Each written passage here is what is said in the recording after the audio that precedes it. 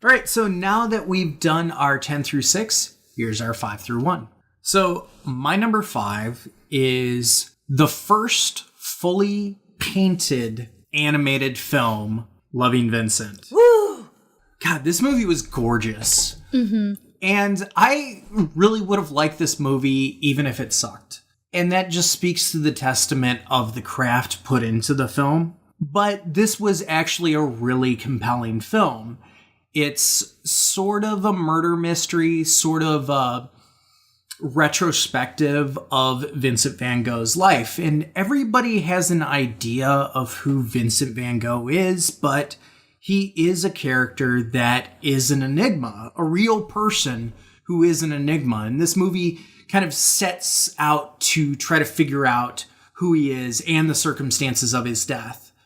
And they do that by emulating his art through the process of interviews and everything like that. And which was so intelligent because they framed these portraits of characters that we've seen, like real people, obviously, but we see these portraits where we kind of get to a feeling for the person. And the movie reframes these portraits as interviews, which is just so incredibly smart for them to do that. They don't just take the same characters and put them in different setups. You know, they do emulate the painting in a way that makes sense to further explore who these people are. So if you've gone to museums or you flip through art books and you've seen these people, it does have a genuine feeling of them being real.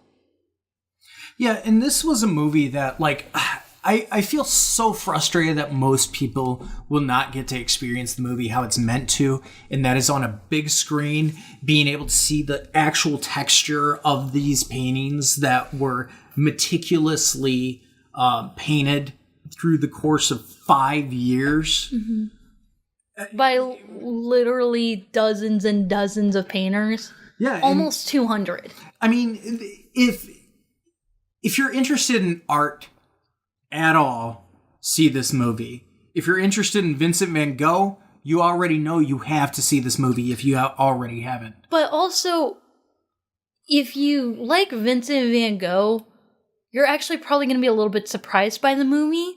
What I really liked was that this is an accurate story about Vincent van Gogh, but it's addressing a lot of issues in his life that aren't talked about very much, especially in Cliff Note biographies.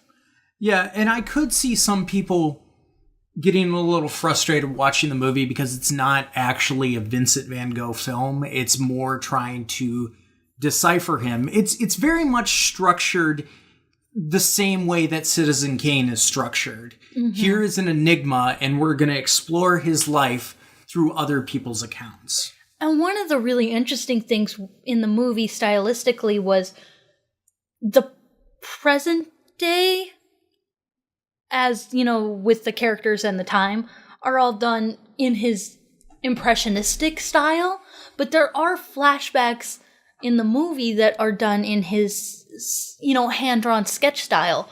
A lot of people forget that Vincent van Gogh was very talented in a classical sense. Yeah, and sometimes with artists like that, you forget that they know the craft, and yes, they might experimenting with a specific style, but they clearly know how to do portraiture. You they have know to how know to get the proportions rules to know how to break them. Exactly, and Vincent van Gogh is a prime example of that. And it was great to see that visually. I was really surprised because I didn't know a lot about Vincent van Gogh going in. I knew like some stuff, but it was all a lot more crass than how this movie presented it. Everybody knows the ear thing, and yes, that is a part of the film, but that's a very small part. Yeah. That's kind of done away with really quickly, almost to be like, yeah, you guys know this part. We're done. But it was really refreshing to see mental illness covered in a very realistic way. You know, but also to see that he had a real appreciation for not only the arts, but for people in general. And that's something that you don't really get just by like flipping through biographies of Vince Exactly. He did have a lot of mental issues, but you could say part of his mental issues, or part of what makes him really incredible as an artist, is he had a real joie de vivre, He had a real joy for life. And everything that made it up. But he also had crippling depression. Yeah, and I like the fact that the movie includes both. It's this celebration of the flaws of humanity, but also the strengths. And you rarely see those covered in a way that feels realistic. Mm-hmm. This movie challenged a lot of things that I even understood about animation, because it was really pioneering a new method of animation, not just with, doing it hand painted, but to actually think about the artist's process through the work that you're seeing. Mm-hmm. It's really hard to grasp and really hard to explain, but when you sit down, when you paint or draw or something like that, there's a process that you go through, and the movie was emulating that. Yeah.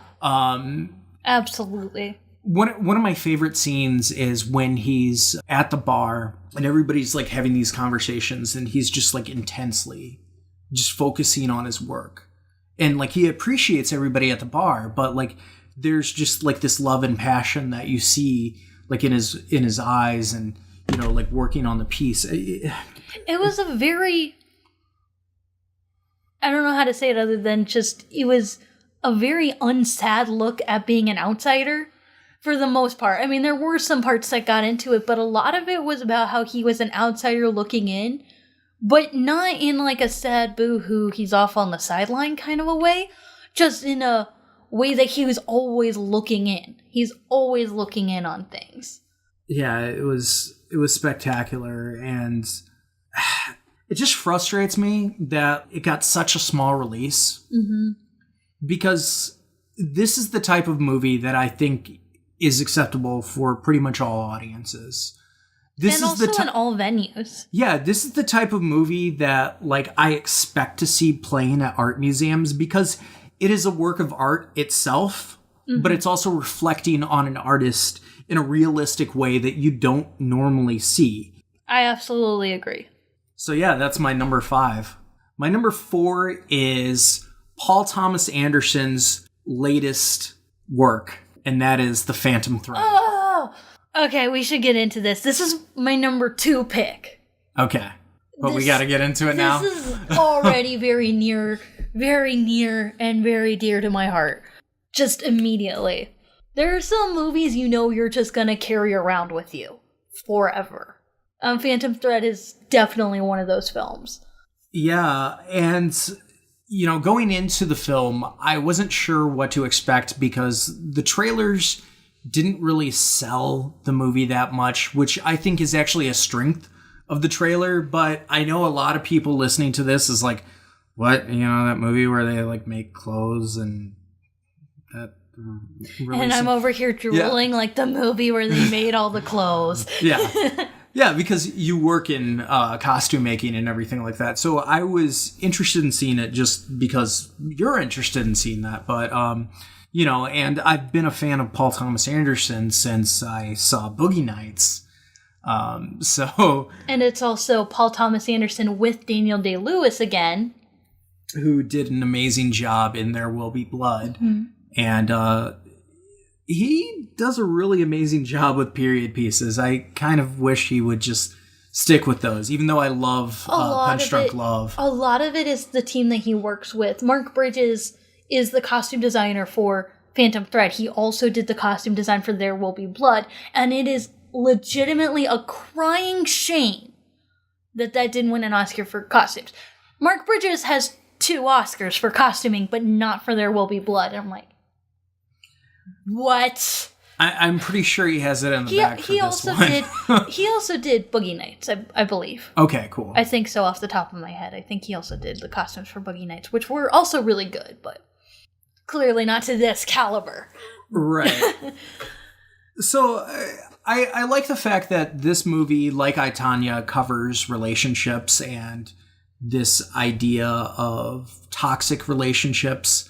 toxic masculinity, but also delving into people keep saying that, and I'm not saying it doesn't exist, but I really don't see it. Well, there's a mutual toxicity, which I think this movie really tackles, because it's not just men that are the issue in these type of relationships. And, similar to I, Tonya, there's a push and pull that we normally don't see in films, because films usually try to set things up as woman victim, man perpetrator. Well, also, if you look at Reynolds and Sybil side by side, they're both very toxic in very similar ways. They're toxic to one another, and they're toxic to the people around them. I don't really think this fits into a frame of toxic masculinity. I think it's just toxic. Yeah, I mean, they're almost like mutual parasites. Mm-hmm. They both leech off of each other. In very interesting, similar but different ways. He wants to elevate her with his art, and she wants to nurture him. You're talking about Reynolds and Alma now, right? Yeah. Okay.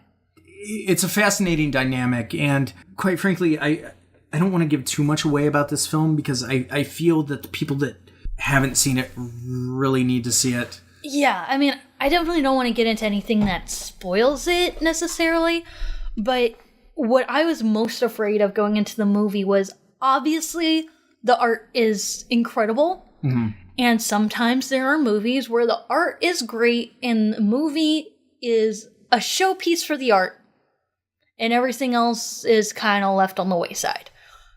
Absolutely not. The art, the costuming, the production design, the hair and makeup, all of that stuff feeds into the characters and into the story. Not just because, he's a fashion designer, so of course it plays into the plot. Everything services the story first and foremost. The characters are the most important part of the movie. So if you have no interest in period pieces and you have no interest in costuming, you still have the entire rest of the movie to get something out of, which is a lot. That's a lot that's there. Yeah, and the movie is deliberately paced, but it's never slow. Yeah, it flows very well. The trailers kind of do give it a bad rap, but after watching the movie, I respect the trailers for not giving away some of the other stuff, which they easily could have done. And good luck if you're not going to watch this once the Oscars come out, because I guarantee you they're going to spoil a ton of stuff, because they always do. Absolutely.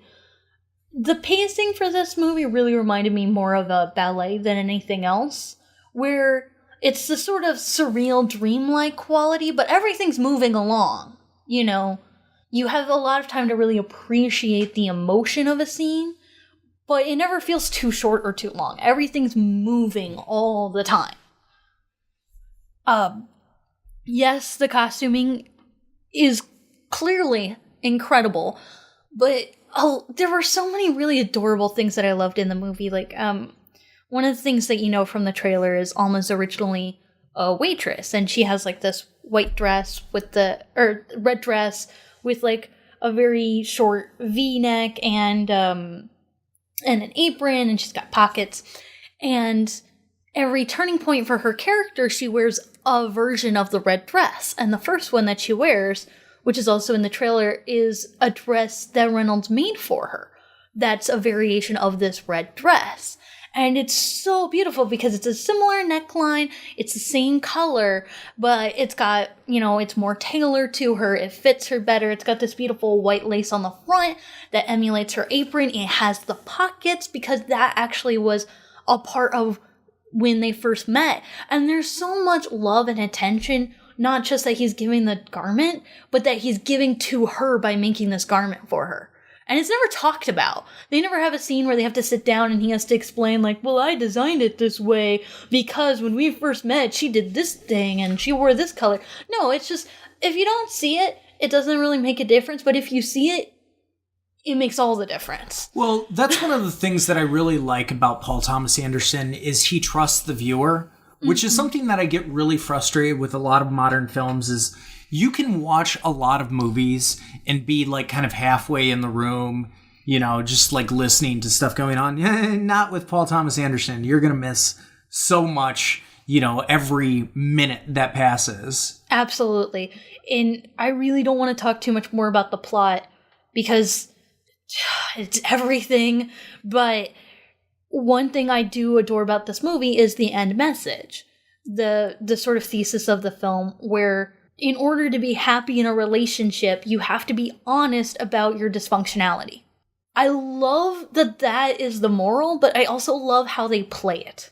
The movie goes so back and forth in a really sweet, caring way between being really playful and being really aggravating. And it does a really good job of making you feel for both characters. There's never a situation where one's right and one's wrong and that's it. And it's just, oh, poor girl and evil man, or, oh, poor genius and evil misunderstood girlfriend, But they don't ever get there until they're just honest about how unflattering their feelings are towards one another.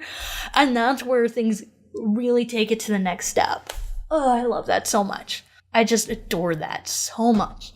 And I love the fact that Paul Thomas Anderson and Daniel Day-Lewis intentionally tried to give him a ridiculous name. Because his name is Reynolds Woodcock. If that makes you chuckle, it's supposed to. Yeah, I mean, the first thing I thought of was that Sean William Scott, Billy Bob Thornton movie, Mr. Woodcock. Mm-hmm. When I heard that, and I was just like, oh, are they really? And then, afterwards I found out, oh yeah, it's supposed to be kind of funny. Absolutely. A couple of other snubs here. Production design, of course, because this got costuming and that was it. Yeah, there's so much labor and love put into the sets, to the props, everything. Yeah. Even hair and makeup as well, but there are only 3 nominations for hair and makeup, which I think is stupid, to put it mildly. But I think that they should create 2 separate categories for special effects makeup and traditional makeup. 100%, yes. It seems like so much love and labor is put into both, but they're very different. Right.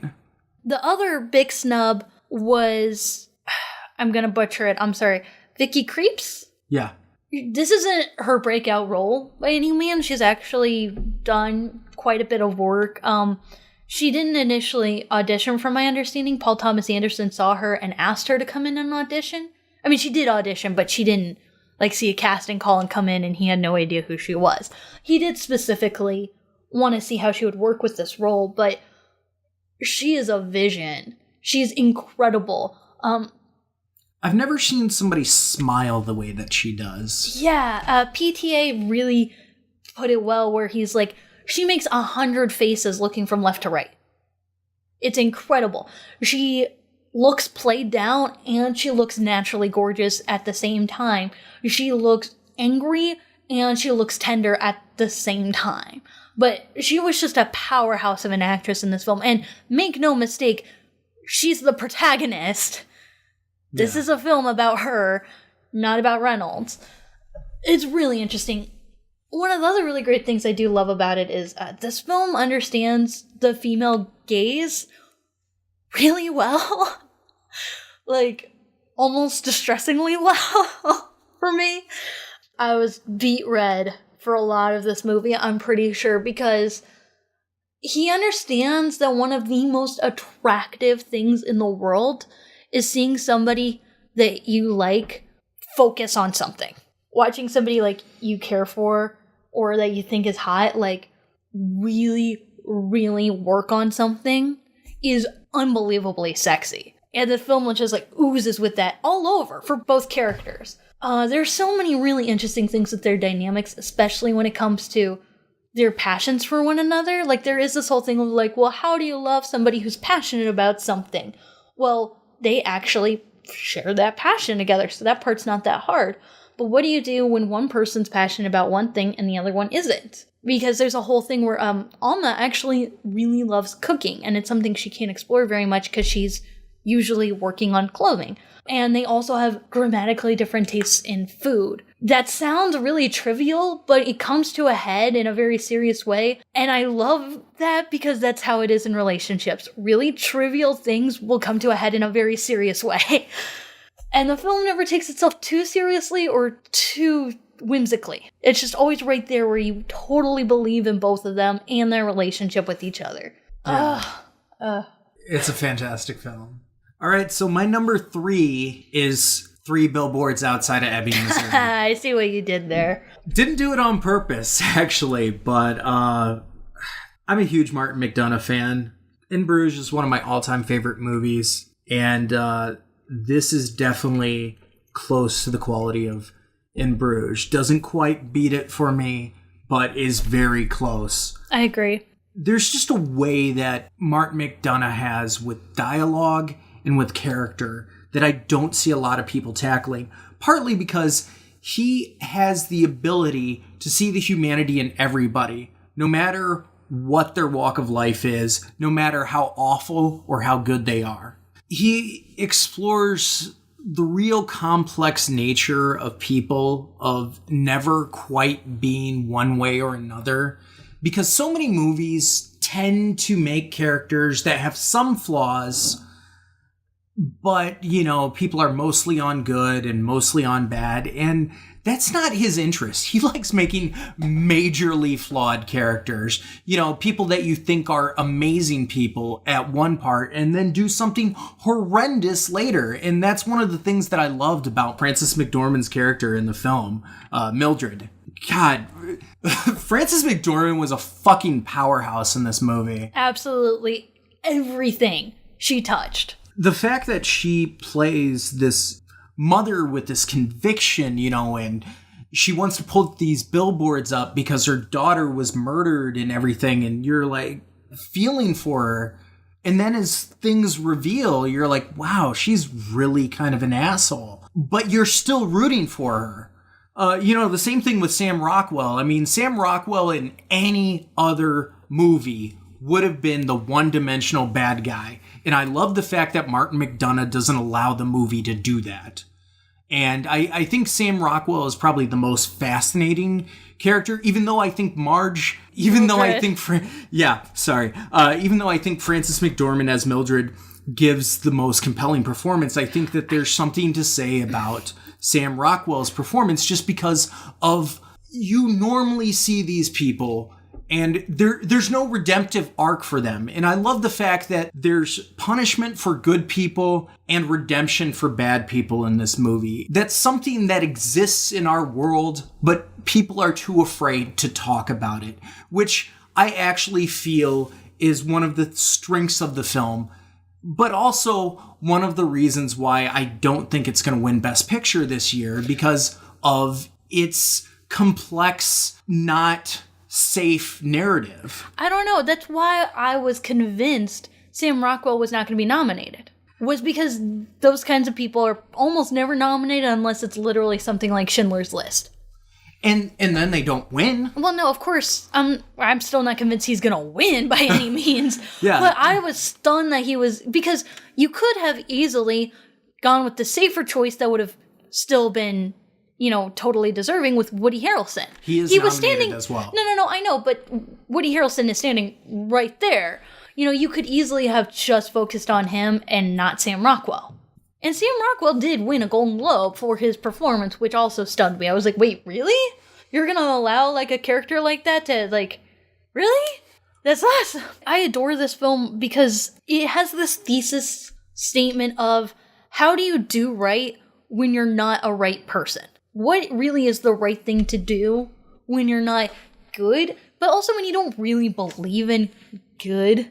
Like, when you don't really believe in this good or bad dichotomy, how do you do the right thing then? That is so ridiculously, like, philosophical and intangible, and they put it in this really tangible, gritty reality where you can just, like, reach out and feel what it's like to be in that situation. Yeah, and the truth of the matter is people are not politically correct generally. Yeah, they might hide it, especially when you're talking about liberal folk, but people do have prejudices regardless of where you come from. People do have things that they'll talk out of the side of their mouth about. The movie never forgave him for that either, No, which I like. Yeah. It's not ignoring everything good about him because he's a racist and he abuses his power as a copper. It doesn't ignore what's bad about him, but it doesn't brush any of those qualities off either. Well, but at the same time, like, Mildred is a character that you would never see in another movie, her being somebody who does the wrong thing. But she totally does the wrong thing. Oh, yeah. Over and over and over again. One of the things that they show in the trailer that just seems kind of like awesome and badass, but then is like really messed up in the movie, is when she goes to the dentist. Oh. Dude, that was so much more upsetting in the movie than in the trailer. I didn't see the trailer. Oh, okay. Well, they show that scene and you're just like, yeah, Francis McDormand kicking butt. I'm sure he deserved it. But when you look at the scene, you're like, whoa, overkill a little bit, man.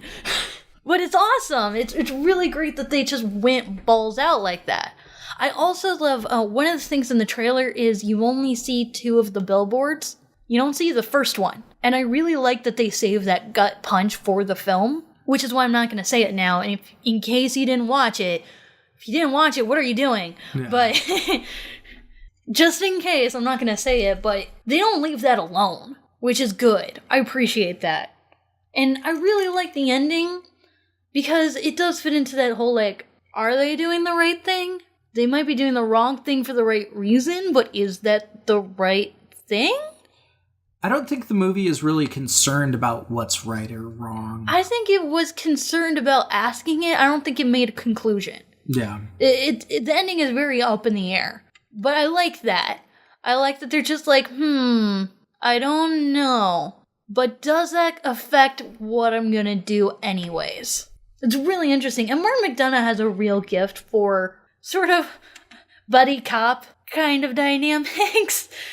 That are actually really interesting. Yeah, and he is the master of banter.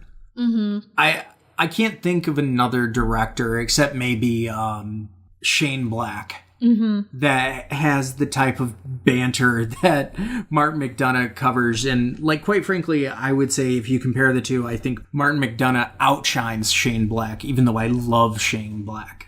Okay. I'm just like... But I can ask both? Okay.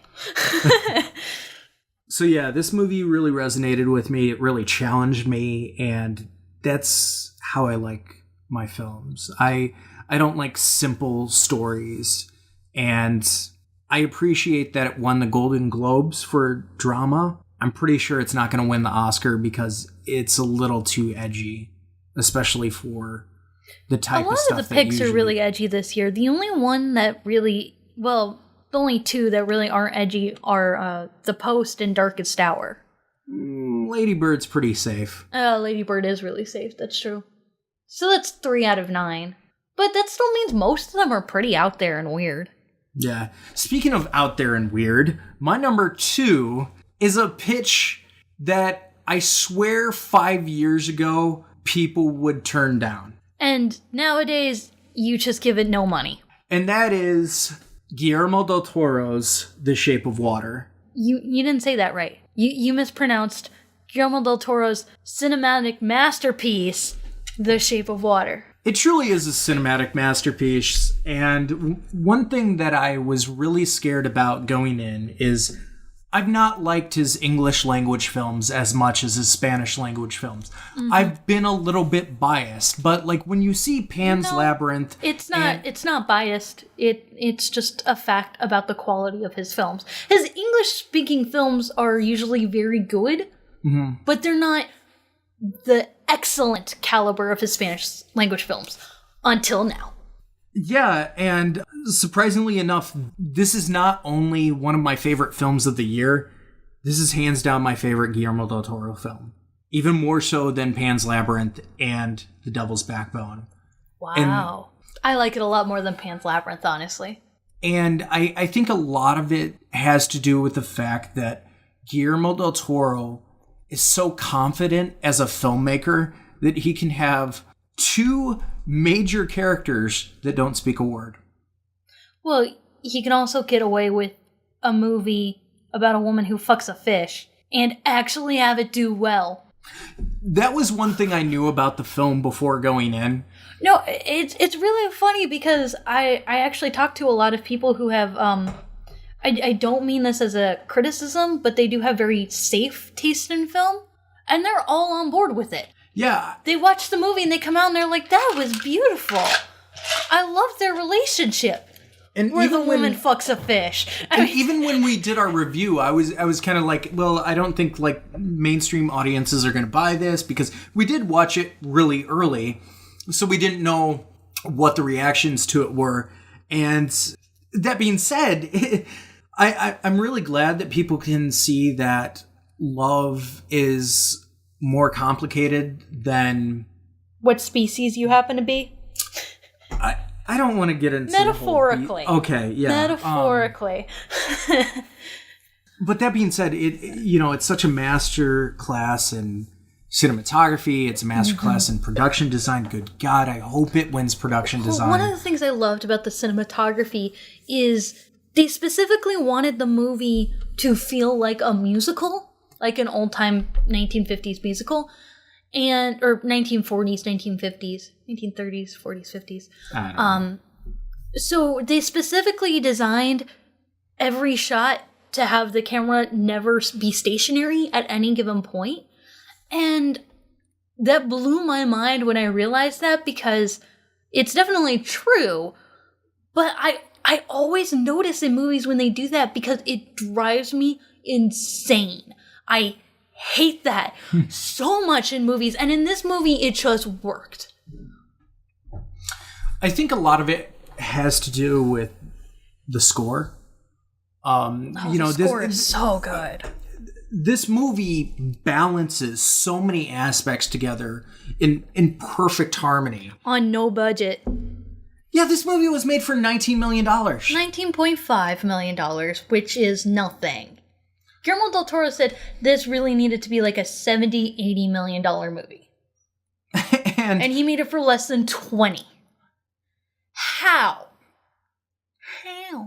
Well, I gotta say, after this, studios better start paying up, because he knows how to make a movie money, because this movie has made... Finally, it's a slow burner. But from what I've been looking at the box office... This is the movie that's done the best financially since the nominations came out. And that's wonderful, because I think that it's a movie that deserves the money. Mm-hmm.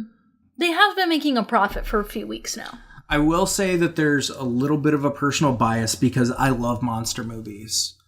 We watched The Creature from the Black Lagoon before seeing this movie, which it doesn't really resemble very much. But there are some similar visual aspects of the amphibian man to The Creature from the Black Lagoon. That is the only problem with that movie, is that is a horrible name. I wish they had just come up with a nickname or something like that for him instead of just... The amphibian man. Ugh. Yeah, that's the only thing that I wish they spent a little bit more time on. And that is something that literally is not a problem until the credits roll, and then you're just like, really? Yeah. It's not like the characters in the movie are running around calling him that, you know? One of the things that I appreciated about this film that I've kind of complained about his American films is they didn't really embrace magical realism. And this film did that in its visual style. I mean, like, even its storybook opening, where you're not really sure what exactly is going on, because you see this, like, flooded room and you're just like, what happened? You know, you have Richard Jenkins giving this narration. Richard Jenkins is really amazing in the film as what could easily be written off of any other movie as the gay neighbor. Yeah, because he is the gay neighbor, but that's like the two least interesting things about him. Yeah, and that's kind of been my complaint, kind of my issue with Call Me By Your Name, is like, you have to present something more to grasp than just somebody's sexuality. Well, gay people are people. They don't address it for a long time. Mm-hmm. But when they do it so well, and it is kind of underplayed. There's never a point where he has to, like, tell her, oh, well, I'm gay, whatever. But there is a scene where he's kind of trying to talk to a guy that he likes, and it's really heartbreaking. But that's also not most of his part in the movie. It's there to give him a lot of character, but it's not there to be everything that he's supposed to be. And I haven't mentioned it before, but Sally Hawkins is a tour de force in this movie. Like, she does so much with no dialogue. Like, her presence, I really love Frances McDormand's performance, but I also really love Sally Hawkins. Yep. And quite frankly, I wouldn't care if one won over the other. Because they both deserve it. Yeah, but her performance in this film, not since The Piano have I seen a character that doesn't speak just be that compelling. Mm-hmm. Well, I'm also really a sucker for movies that establish rules and then have one moment where they just break all the rules in a really intelligent way. The Artist had a really amazing dream sequence that did that, but the sequence in this movie...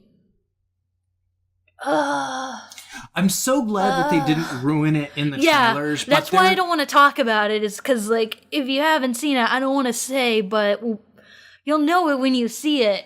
We've sprinkled in some hints of what it is in our review of it. But it's really incredible how, if you wrote it down on paper, or if you described it, it would sound so stupid. Yeah. And so cheesy. Well, and a lot of this movie is that. Really well. A lot of this movie is that. Mm-hmm. Like, on paper, this movie sounds like something that Chuck Tingle would have wrote. We also haven't given a shout out to Michael Shannon yet, who I adore watching him play a villain, but this is the best villain role he's had. He's just so wonderful to watch, and I hate him so much. It's wonderful. And there was one moment in the movie I was waiting for the whole film with his hand. That's all I'm going to say. And when he delivers on it, it was so satisfying. I was just waiting. Oh, and it was so good. I also got to give a shout out to Michael Stuhlbarg. He was great in 3 movies that we saw. 2 of them were even movies that I wasn't too fond of, but he was great. Mm-hmm. First role being Call Me By Your Name. He has that amazing scene with his son. Mm-hmm. And then you have The Post, where he was really wonderful in. Not in it that much, but it was cool to see him. And then this movie where he plays the good scientist, who's also Russian. Can we talk about the Russian thing, though? Yeah, we can. It was... Okay, I was so happy to see where that story went, because we do... Out of any ethnicity or nationality that it's still A-okay and perfectly PC to make fun of or bully people for, like, the Russia thing is obviously still, like, very hateful. Essentially, like... If you're Russian or North Korean, Americans couldn't give a fuck about you. So it was really awesome to see this character who was like, well, of course, you had to make the villain Russian, because it's a period piece. Okay. God. And then it's like, oh, no. He's actually just awesome. Never mind. I was wrong for judging him for that. Well, the villain in the film is definitely Michael Shannon, who is American. Well, yeah. But it was nice that they had that twist, and a lot of it was based around the preconception of him being Russian. It was a really nice manipulative trick that the movie played that I really enjoyed. And I have to mention that there was one scene in the movie that made me cry. And that was the scene where Doug Jones is in the theater. Buck naked. He never has clothes in the movie. I know. But yeah, he's in the theater just marveling at film and like being in the theater. And I watched it and a tear started rolling down my eyes, because it's like, this is 2 things that I love. it's cinema, and it's monsters. He's getting a little misty-eyed right now just thinking about it. I am. Not as much as being a puddle on the floor like my number one, but we'll get to that in a moment. I love how intelligent every bit of The Shape of Water was, especially the PD, especially the costuming, especially the pacing, a lot of the way that it handled reality versus like the fairy tale expectation. The characters just were so alive. I liked how human Sally Hawkins' character was, Eliza, because she could have easily been kind of a caricature of a heroine, and she wasn't. Like, one of the first things is she masturbates in the tub every morning. That's one of the first facts about her as a person that you get, and it's like, well, why not? Everyone does it. Okay. Just really nice things like that just ground the story and the characters.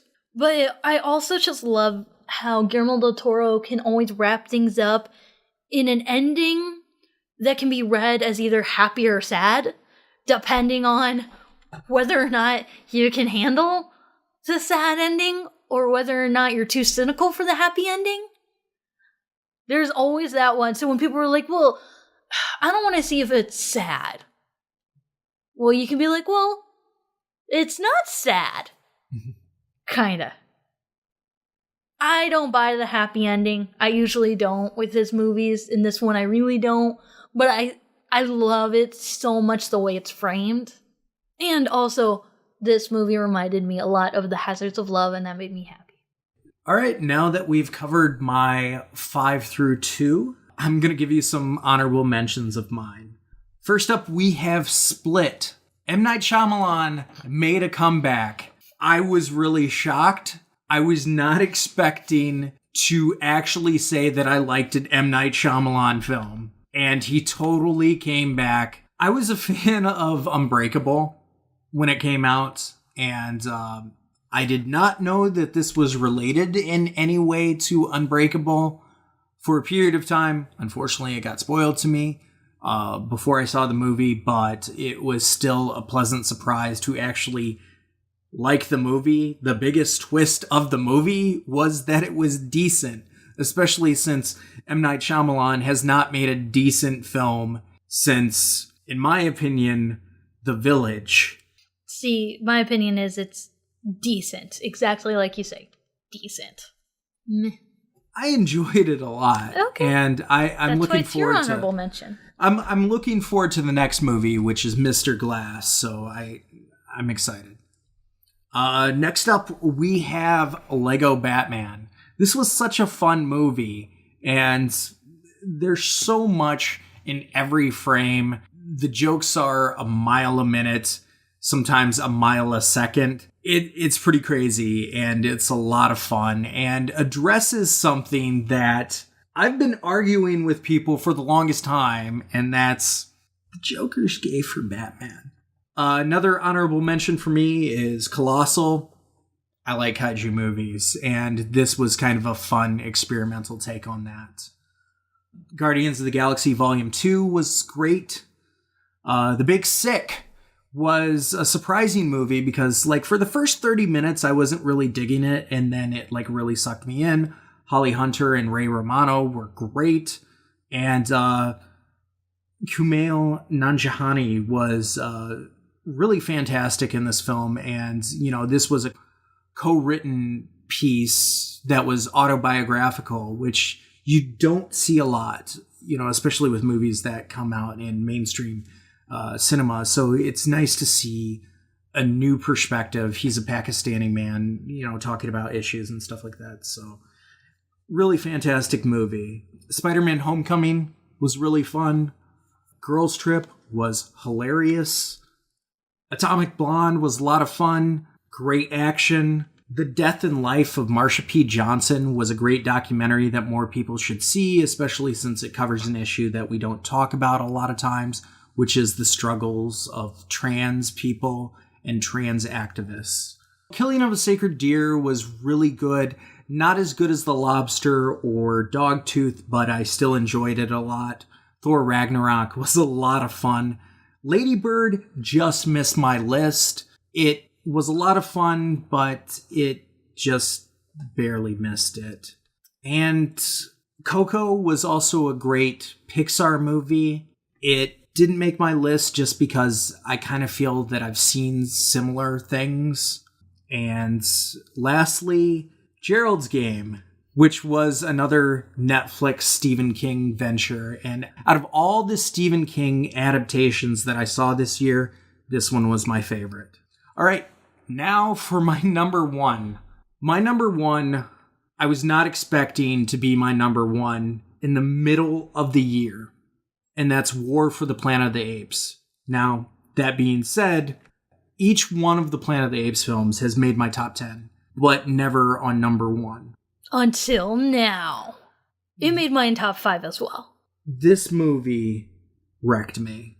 It was during a tough time for me when the movie came out, but I just think the director, Matt Reeves, just has a grasp of genre in a way that I don't see a lot of filmmakers tackle, especially in like big blockbuster movies. This sort of reinvented, especially for now, what a blockbuster could be. Because like normally with blockbuster movies, I see disposable entertainment. You know, it's fun, it's great, you forget about it 2 months later. Mm-hmm. I haven't forgotten a single moment of this movie. And the performances are amazing. The story is heartbreaking and powerful and definitely speaks to the experiences that people are having right now, as well as this idea of cyclical violence and destruction and self-destruction. Yeah. And holy shit, the greatest special effect in this film is that I don't even think of the special effects while watching it. Andy Serkis is amazing. Terry Notary is amazing. Woody Harrelson is amazing. And I forget what her name is, who plays Maurice. I know her first name is Karen, but I can't remember her last name. She's absolutely amazing as Maurice. I love the girl who played Nova. Not an amazing performance, but still a really great performance. This film manages to have me attached to each and every ape that's shown on screen, which speaks to the testament of how emotionally attached I am with the film. I mean, at the very beginning, you see this war sequence that happens. This is a war movie. I know a lot of people try to argue that it isn't a war movie. This is totally a war movie. Just because it isn't rah-rah doesn't mean that it's not a war movie. And just because it doesn't have more apes on tanks and all this kind of stuff doesn't mean it's a war film. It has about as much war as almost any given classic war film. Yeah. Seriously, go back and like count the minutes that like war actually happens in those films. It's oftentimes not a lot. You know, part of it is the fact that Caesar gets captured in this film, and you have to deal with the struggle, and it parallels the first film in this trilogy in that perspective, but in a much different way, because Caesar is recognized as something more than an animal in this version, but he's still imprisoned. Quite frankly, this series, in my opinion, is the best trilogy that I've ever seen. As part of one of the all-time best franchises. Yeah, I love the Planet of the Apes films, and I even love some of the films that other people aren't fond of, but this is my favorite film in all 8 of the films that have come out. Well, it's a perfect standalone film and an ending to the trilogy and a beginning to the original franchise. Yeah, and I can stop here, and I would be fine with that. It would break my heart to a little extent just because... Even though we'll still have all the novelization and comics and crossovers. And probably another TV show. I hope so. The TV... No, they won't have a TV show. That'd be too expensive.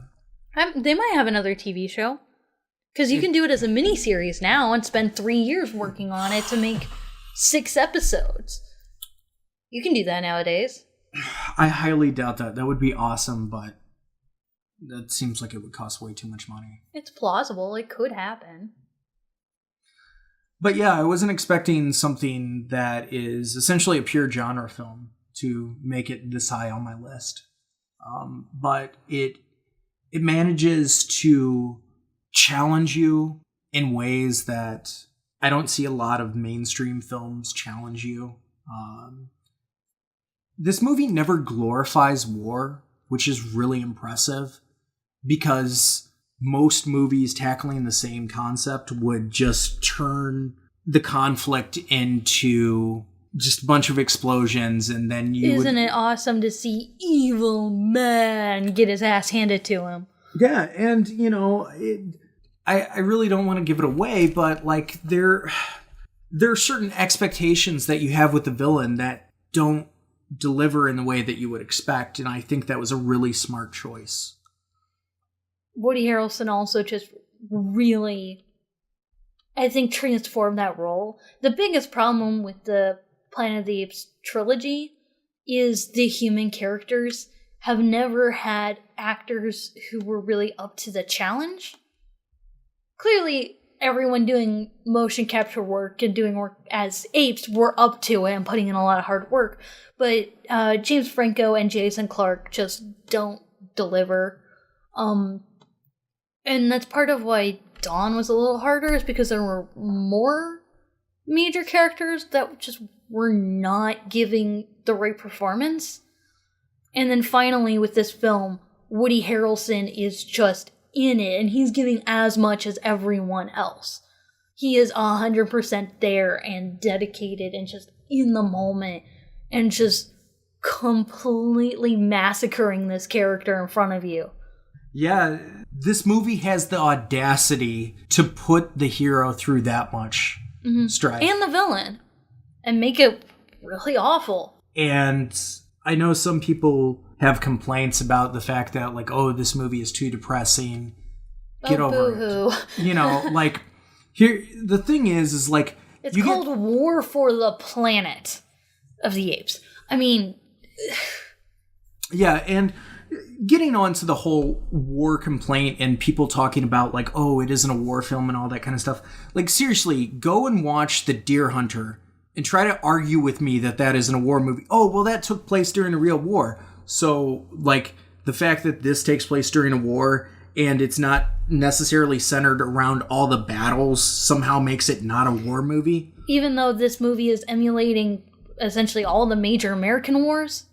Yeah. Because it is, if anything feels too on the nose, it's entirely on purpose. This war is every war. Yeah. Which I really appreciate.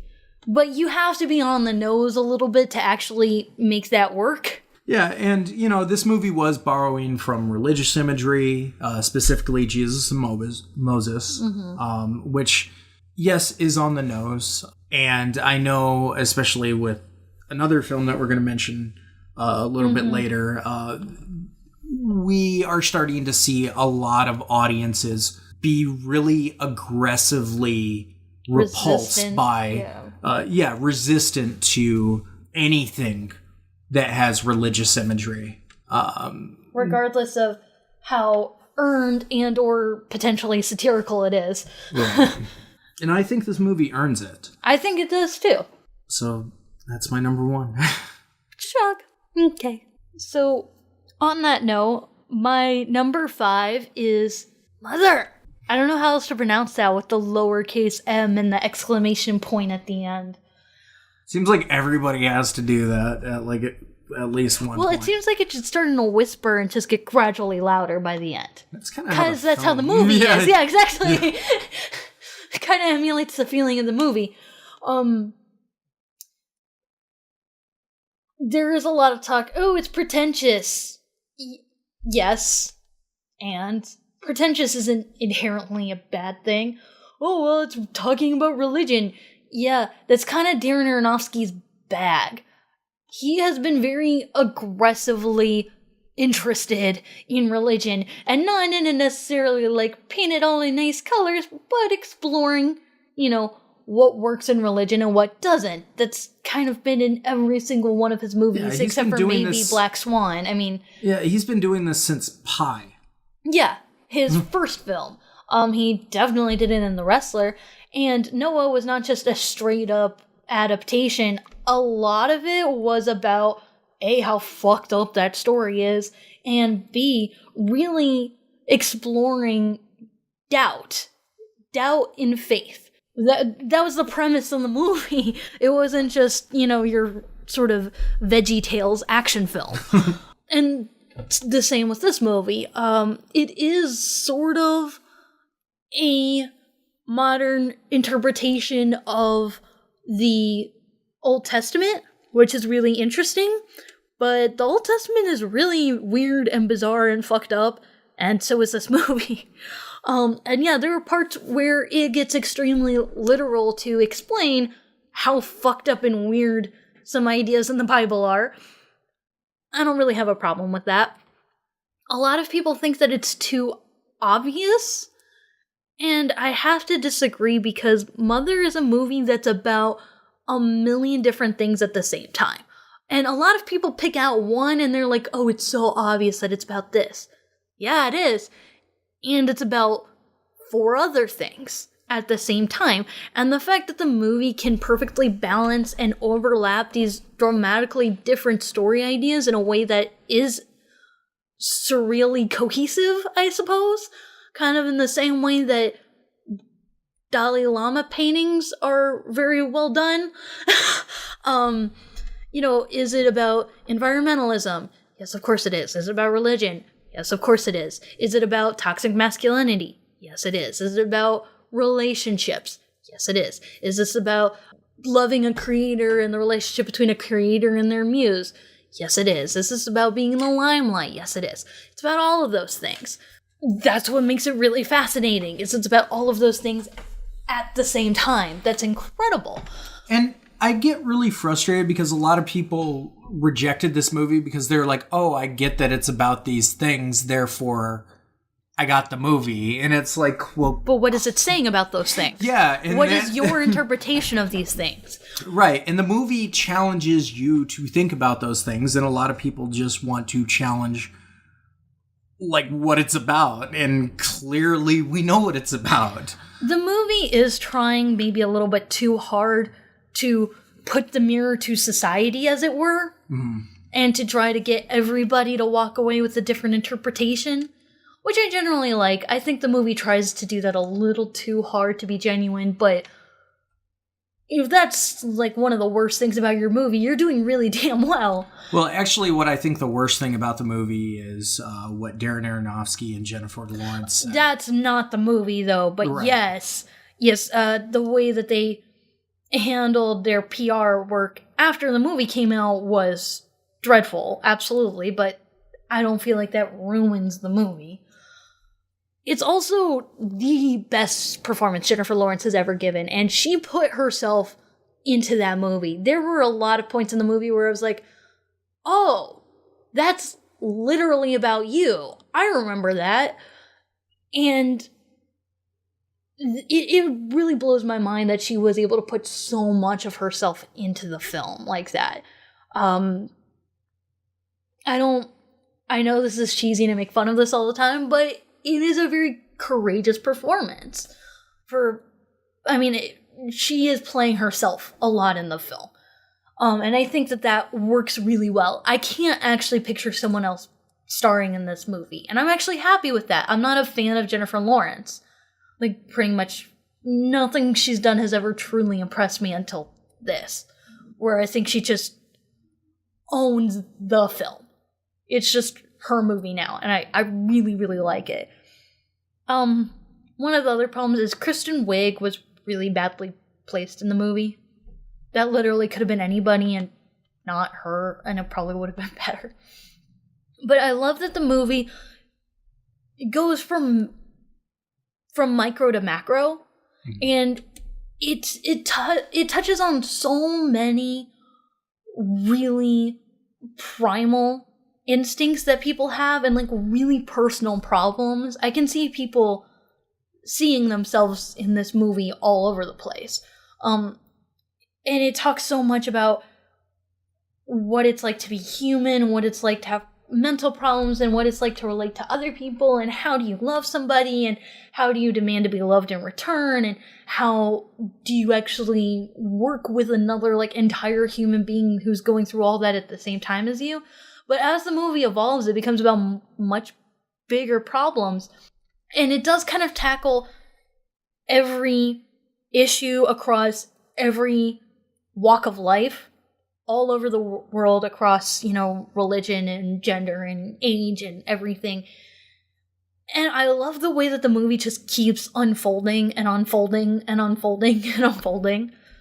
And I do really like that there's this really interesting paradigm between nature and religion as diametric opposites that I think is really, really, really compelling. It's so hard to talk about this movie because the movie is saying so much. It seems like the kind of thing like where you actually need to sit down and talk about it in like a play-by-play for the whole film to really get into it, which obviously we can't do, even though I would love to do that. But right, and I'm trying to resist the urge to just fight off the people that hate the movie that are just like, oh, I got it. It's just this, and this, and it's like, if you got it, that's good. Yeah. Like, the movie is meant to be understood. I don't think that this is supposed to be obfuscated behind anything, Yeah, and I mean, a lot of people say this as a slight to the film, but I do think it's really impressive that Darren Aronofsky wrote this over a weekend. Wait, what? Yeah. Like the original treatment? I mean, like... No, the whole script. Yeah, but like the development... Like... Just because you have a script doesn't mean you're done developing your ideas. Right. You know what I mean? Right, but he wrote the script over a weekend. Okay, so he came up with, like, the idea of it. Yeah. It's also surprisingly funny. There's a lot of humor, and it is dark humor, like, in the environmental aspect. One of the things I love is, yes, she's Mother Earth. She's stuck in the house because the house is the only home she has, just like we're all on Earth and it's the only planet we have. Exactly.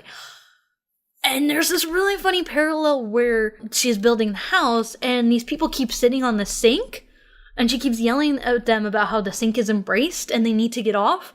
And they keep sitting back on and they're ignoring her until it breaks and then they're all upset. Oh my god, who could have seen that happening? Who could have seen that coming? And it is darkly funny because that's what we've been doing for forever. Like with the oil pipelines. There's a reason why everybody's protesting them, because they will spill. Yeah. They will poison the water. They will cause earthquakes. We know it. Scientists know it. The Earth has told us this many times. We have history. And still every time that it happens, oh, whoops. Who could have seen that coming? So, yeah, it's obvious, but it's still really funny. And no, the baby thing did not actually bother me very much. It didn't bother me at all. I don't really know why that was so upsetting to everybody. Well, yeah, I mean, they're literally people who say this is the worst movie ever made just because of that scene. Just because of that scene existing. And, okay, with Serbian film, I do actually understand people saying that about newborn porn, even though I stand up for that scene. I do understand that. With this one, I don't really get why everyone's so upset about it, because it is critiquing the idea of, the whole mythos of Jesus, which is ridiculous and stupid. No one got upset when South Park made fun of it. I don't understand why everyone's getting upset that this movie is actually addressing how disturbing it is. But also it's about,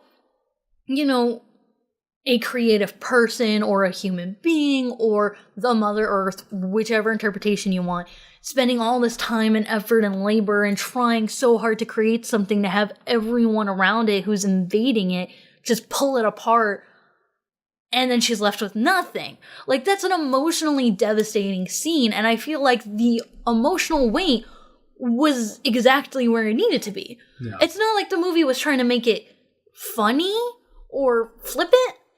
Like, that was a really distressful scene. So, I don't know what the issue is with that scene, honestly. I think it worked really well.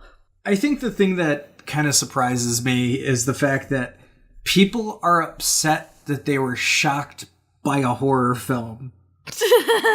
Like, That's the thing that just amused. I get it. People thought they were just going to watch like a haunted house movie, and because like when you're watching it at the very beginning, it kind of seems like a haunted house movie, but then the movie gets like more and more insane. I think the big problem is movies are getting a lot safer than they have been, especially horror. Well, I do think Get Out is considered like the craziest horror film that a lot of people have seen.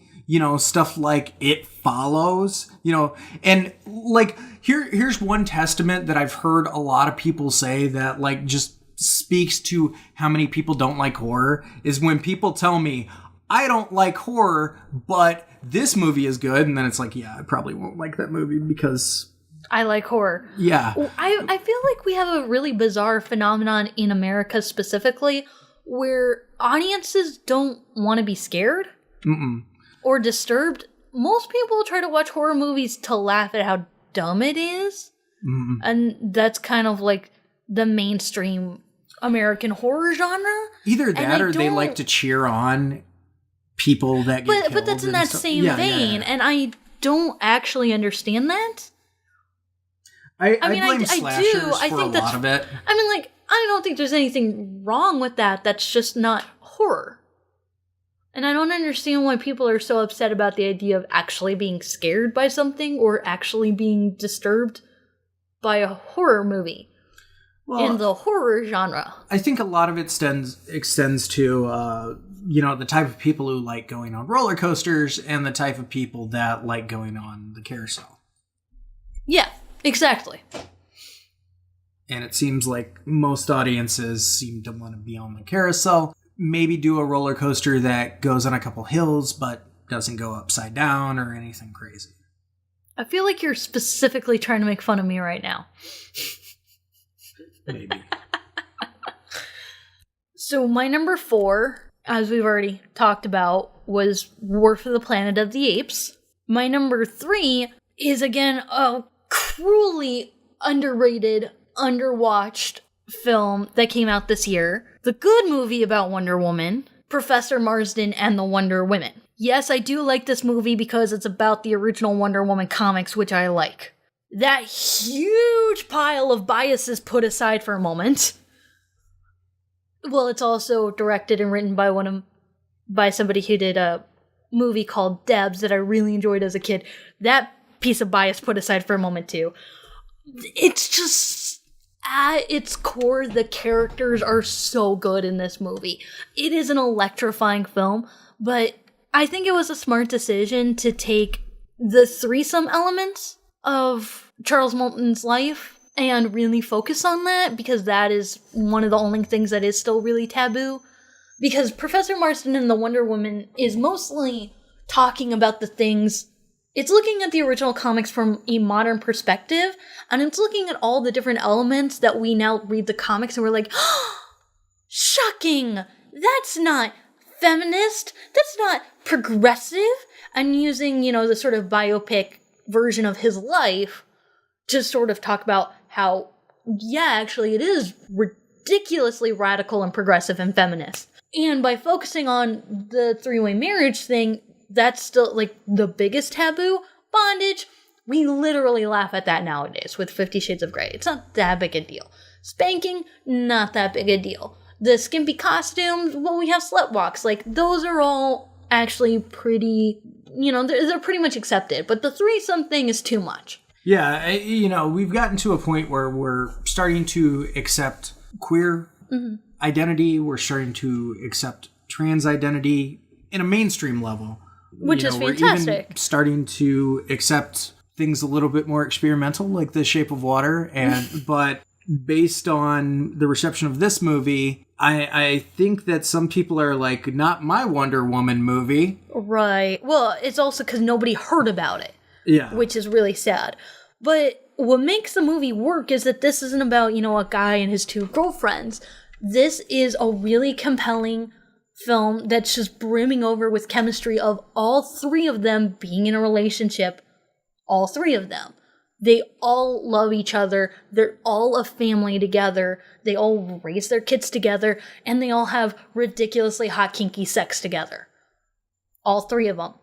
It's awesome, but a lot of it did come down to the script and the acting really selling that chemistry where you can't imagine two of them without one of them. It's just not going to work. And it does really make a good argument for why polygamy isn't anybody's business when it's taken out of a religious context of like, well, you should be, polygamous. You should engage. No, polyamorous isn't religious. You should only engage in polygamy because it's the religious thing to do. It should be all the women doting upon the one man. They weren't hurting anybody. They were just legitimately loving each other. Yeah, and that was it. And I know a lot of people don't think that is like plausible because people think, oh, what about jealousy and all that kind of stuff? And it's addressed. Yeah. It is. It's good. It really is a interesting insight into what makes healthy relationships work. Mm. It also had one of the best moments I saw in cinema, which was the scene of Olive in the Wonder Woman outfit. Partly because, yes, it is the Wonder Woman outfit, but everything built around that scene was just so phenomenal. I also think it's really compelling that she had the body type right for that time. Mm-hmm. Like her hips and everything like that. It was kind of crazy because it was like stepping into a time capsule because like she was the ideal of that time. Like we've gotten a lot more hourglassy with our shapes, mm-hmm. and she didn't have that shape, but she's gorgeous. Right, of course. And the movie does take certain creative liberties, like they made Olive blonde to, sort of detract from, I feel super stupid that I can't remember her name, but, you have a blonde and a brunette, where in real life they were both brunette. That's just a creative difference. That's fine. They also didn't make the women like too diametrically opposite. They do overlap a lot. It's not just like one's the sweet one and one's the bitchy one, Yeah.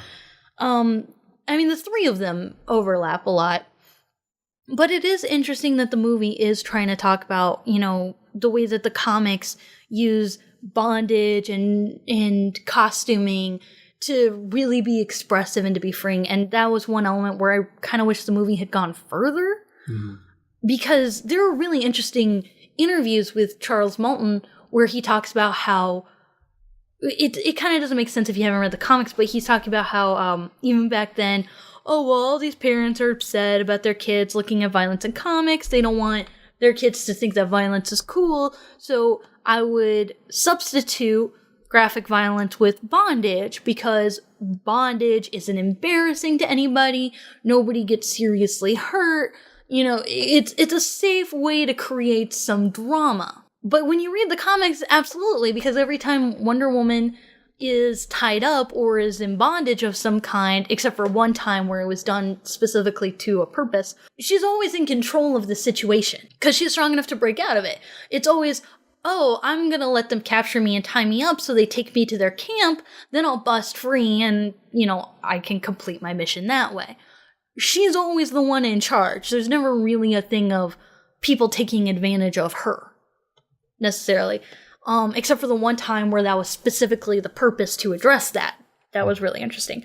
And I do love that the movie captures the sort of Steve Trevor aspect of the comics, where it's just like, goddamn, strong, independent, brilliant women are just really attractive and sexy. Because Steve Trevor doesn't really love Wonder Woman because she's beautiful. Because he's hanging out right next to Diana Prince, who is equally as beautiful. It's not like a Superman Clark Kent thing, where like Clark Kent is ugly or something. It's just, Wonder Woman can do anything. She's so strong and incredible, and she saves my life, and she's awesome. And the movie just like really embraces that feeling from the comics in a really, really just awesome, beautiful way. This was one where I was like, Angela Robinson really needed a nomination for directing, even though nobody saw the movie. Because I just think her direction for the actors was phenomenal throughout the movie. I wouldn't really nominate it for best screenplay, though. The screenplay could use some work. But the costuming was all just so wonderful. It was just so exciting and interesting, and it is fun, but it is also something that really kind of expands your worldview on things. Yeah, and hopefully this movie gets like a cult appeal or something like that. I hope because so. As somebody who really did not appreciate the Wonder Woman film that came out, the one by Patty Jenkins, I was really pleasantly surprised with this film. And I was just blown into the dust by this film. I do adore this film. Like, on my hands and knees. With a lasso? Yup. My number 2 was Phantom Thread. And my honorable mentions are Atomic Blonde. Charlize Theron is the best American action star working today. Done. End of story. South African. In the American Hollywood system. Gotcha. But you're right, she is from South Africa. But the film does have a lot of problems with the plot, which is not actually that important. And with some of the set decorating stuff that's like really painful. But the action it's the new Hard-Boiled, it's the new Old Boy. The scene in the building up and down the staircase. Also, it was really nice to see, at that point, it was for the first time that year. I was pleasantly surprised to see many more times throughout the year, but to see a very unapologetic lesbian romance. Just, yeah, that's her girlfriend. She doesn't have to hide behind this sort of Demi Lovato, Katy Perry, tee-hee, no, I'm really straight, you guys. I'm just fucking her for information. No, that's her girlfriend. But Atomic Blonde did also kind of squish for me any idea that we would ever need a female James Bond. Yeah. We literally have a female James Bond, but it's better than if you just co-opted another character and storyline. Can we stop doing that with movies? Make your own Just do characters. this. Just do Atomic Blonde. Yeah. Just do that. I do really want to read the comics now, though. Lady Bird barely missed my list. I do think that is such an incredible, genuine film. A really, really great debut by Greta Gerwig. It's just not something that hit my heart the same way a lot of these other movies did, and that's a personal thing. That's not saying anything bad about the movie. Ingrid Goes West was one of my honorable mentions. Bad Batch, I think, is also just another really underrated film that just kicks so much ass and is so much fun, and I just really buy into and get immersed with, and I just think it's a really great ride. Girls Trip, if you've seen the trailers, you literally didn't see anything yet because they didn't give away any of the jokes or the punchlines, and it does stand up to multiple viewings. I saw it a second time, and it was at least as funny as it was the first time. One of the biggest problems with Girls Trip is a lot of the deleted scenes would have made the movie a lot better. Like, removing a lot of the deleted scenes did wreck the plot, but also were really great short gags that would have really, really made the movie go over the top. Lego Batman, because the Lego movies, Lego Batman is just a fangasm. It's amazing. They put the gremlins on the wings, and I wanted to die from laughing. That movie is awesome. All of it is awesome, and all of it is real. And they don't pull any punches. They make fun of every Batman. And you gotta give them some respect for that. Killing of a Sacred Deer, I was really sad that wasn't as big a movie for me as I was hoping, because The Lobster is one of those movies that's just a part of me now. And Killing of a Sacred Deer isn't, but I do still really appreciate it. Downsizing, we talked about in depth, just mind-boggling in terms of execution and really, really interesting conceptually. And Hong Chow is just awesome to watch. Colossal is a little too on the nose, and it's suffering from a really low budget, which I think it kind of owns in a really cheesy Go-Go Power Rangers kind of way. Mm-hmm. It really does own it well, but I always really appreciate that kaiju movies do focus a lot on making really interesting human characters, but also there is kind of always a thing of like the more serious aspects of humanity showing through in the form of these giant monsters that Colossal really nabs. Mm-hmm. It does have a true understanding for kaiju film, and just It's just so fun. I love it. And Thor Ragnarok, almost exclusively because of Valkyrie. It's really awesome to have like a really upfront but kind of low-key queer character. Just not a big deal or anything, but yeah, totally. Also, I gotta give a shout out to the first time we've actually seen the Hulk as a character in a live action movie, which was not really... Bruce Banner. Yes. Absolutely. That was really cool. I was hoping we would finally get that, and this was the movie. We finally did get it. Because before then, it was just, oh, it's Dr. Jekyll and Mr. Hyde, and they finally moved away from that formula. Mm-hmm. I also did really like, I mean, it is taking a lot from a lot of movies, but it's only taking the good parts out of good movies, so you can't actually complain about it too much. It's like, oh yeah, that's 300. So... Yeah. It's the awesome part of 300. It's fine. But it was really colorful. I really liked the villain. We were finally getting good villains in the MCU this year, thank God. And Hela was one of them. I really liked their dynamic. It was interesting how they had this whole subversive, like, the people do need to fear their tyrannical overlords thing that was sort of mildly happening in the background.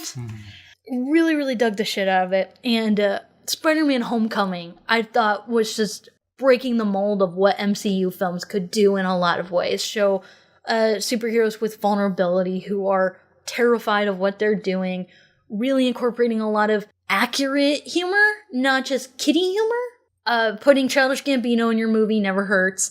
Always put Childish Gambino in your movie. If you ever can, always have him in your movie.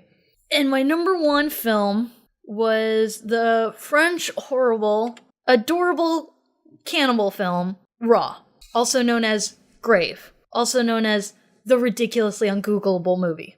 Yeah, and also not the Eddie Murphy stand-up. Right.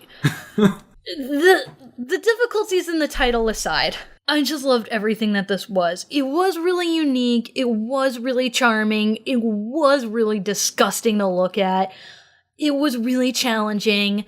It was very exploratory. I just loved all of it. I loved the theme of it. I loved the vibe around it. I liked that it was this coming-of-age story about finding yourself, even if finding yourself means finding out that you're a cannibal and that's horrible. And, like, but it's all about, like, learning how terrible you really are on the inside and do you actually like yourself or not, which is super interesting. I like that she starts off as a vegetarian who gets just completely doused in animal blood. I liked everything at the veterinarian school. That was super disturbing. Really insane, like, hazing stuff that they did. Like, I was watching the movie going, like... It was some hardcore shit! I was watching the movie going, like, I have never seen a movie with people partying this hard. Like, but it really makes partying look great. I will say props up to the eye-licking scene? The eye-licking scene, the hairball barfing scene, and the really adorable finger-sucking scene. And the great really soundtrack. The great soundtrack. I love the band that they got to, whose some of their songs are in this movie, are so disturbing and fucked up. I love it. I like how weird and dark it is and how despicable the main character can be. Not because she's a cannibal, actually. Like, there are things that she does, like, she coerces her gay best friend into fucking her a few times. That's really not cool. Yeah. That's not okay. The movie doesn't try to make it okay. It's just being very blatant about what a bitch she is. It's awesome. I also gotta say, one of the amazing testaments about this movie is, so we actually saw this movie at a film festival last year in October, and we're still talking about it. Yeah, it's been well over a full year, and it's still my number one favorite movie since I've seen it. It's not quite up there with me with Swiss Army Man, but it's really close. It's also a really brilliant directorial debut. Oh my god, I can't wait. How is this the first movie she's made? I don't understand this, but it is. I want more in due time. I don't care if I have to wait another decade. If it's anything like this, I'll do it. But it's so audacious. Like it is audacious. It's very balls to the wall. I like it. One of the things that I've made a complaint about, and I know this might be an unfair complaint, but oftentimes with female directors, when I go in, especially if it's, in a genre like horror or something like that, I expect something that's creepy, but safe. Something that might push a little to the edge, but safe. And Julia Ducournau is not safe at all in this movie. No, she's not. It was really amazing because this is like balls to the wall, competing with any guys that are out there. Like I want to see her make more horror films. I know that she has the ability to make other types of films, but there have been some great films. I'll watch whatever she touches. I don't care. Yeah, exactly. There have been some great films directed by, great horror films directed by women. In My Skin is another French film that I really love. And, I love a lot of cannibal movies that have been... There's something about cannibalism that the ladies seem to like. So, yeah, it is kind of interesting. It's just like... The zombies are never zombies, Cannibals are never cannibals. I also love how self-aware it is. Like, it is kind of a navel-gazing kind of a movie, but there is a scene that is really making fun of people who navel-gaze. And it's really funny and entertaining. There's a scene where somebody makes out in front of them. No, makes out to the mirror. That's the one I'm talking about. Yeah. Yeah, it's great. It is very self-aware and can poke fun at itself and just be really brutally honest about what it's like to be a person. Yeah, the band that you were talking about was Ortiz. Ortiz, yes. That I love song their Sailor Moon insane. death metal rap song too. Yeah. That's pretty good, but the song that they put in the movie is filthy. I would sing it, except for nobody wants to hear that. And also, I would be a little embarrassed to repeat a lot of the stuff, even in French. Yeah. But it's a jam, man. You thought like, Get Swifty was something. You haven't heard anything yet. Yeah. All he did was talk about shitting on the floor. That's nothing. Watch Raw. I mean, watch all these movies. Watch every movie ever. But don't sleep on this one if you can help it. All right, so just as a recap, my number 15 is I Don't Feel at Home in This World Anymore. My number 14 is Downsizing. My number 13 is Ingrid Goes West. My number 12 is Get Out. My number 11 is One of Us. My number 10 is Okja. My number 9 is Logan. My number 8 is Raw. My number 7 is Mother. My number 6 is I, Tanya. My number 5 is Loving Vincent. My number 4 is Phantom Thread. My number 3 is 3 Billboards Outside of Ebbing, Missouri. My number 2 is The Shape of Water. And my number 1 film of 2017 is War for the Planet of the Apes. Starting from number 15, my list includes Lady Macbeth, Your Name, Logan, Okja, Get Out, Loving Vincent, I, Tanya, 3 Billboards Outside Ebbing, Missouri, Roman J. Israel Esquire, The Shape of Water, Mother, War for the Planet of the Apes, Professor Marsden and the Wonder Women, Phantom Thread, and Raw. So that's our top 15 list. What were your top 15? What were your top 10? What were your top 5? Let us know in the comments below, and thank you so much for listening.